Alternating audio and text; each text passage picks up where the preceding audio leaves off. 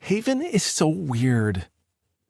Turning to look at Lizzie, I fought to keep the anger out of my voice when I asked, "Why do you say that?"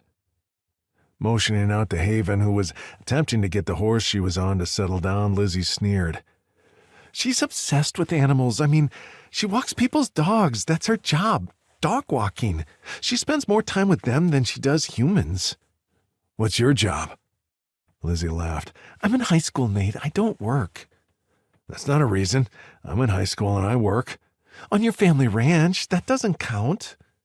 She waved her hand in the air again. "That's like chores." I wanted to laugh. It was hardly like chores. It was hard work. "What are you doing here, Lizzie?" I asked as I focused back on Haven in the arena with my father next to her. "My mother is here to talk to your mom about training a horse we bought. I want to do barrel racing." I nearly laughed. "Do you even know how to ride?" She scoffed. "Of course I know how to ride." Raising a brow, she folded her arms over her chest. "I can ride a horse, Nate. If you want to go to a private spot, I can show you how good I can ride." "I'll pass." She huffed before turning on her heels and marching away from me. Turning my focus back on Haven and my father, I watched as she expertly handled the horse.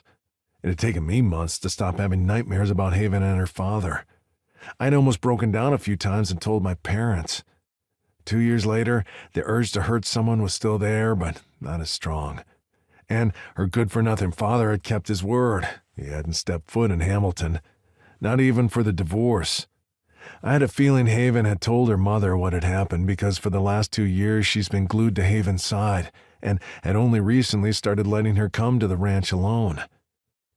I was so enthralled in my thoughts and watching her that I didn't hear my mother walk up and stand beside me. "She's the only one who can ride that mare." All I did was nod.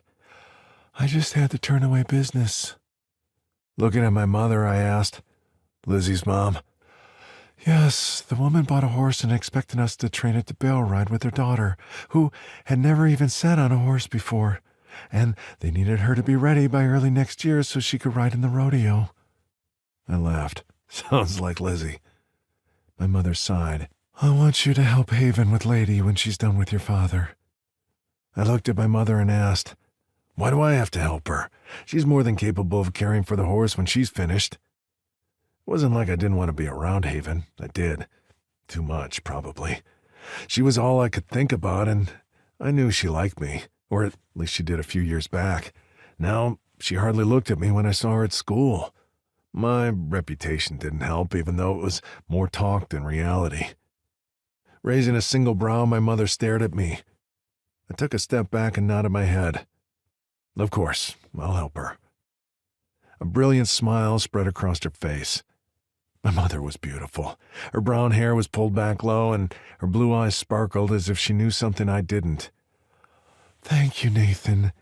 I know you normally avoid Haven, but since your father and I need to leave as soon as her lesson ends, I don't want her feeling alone."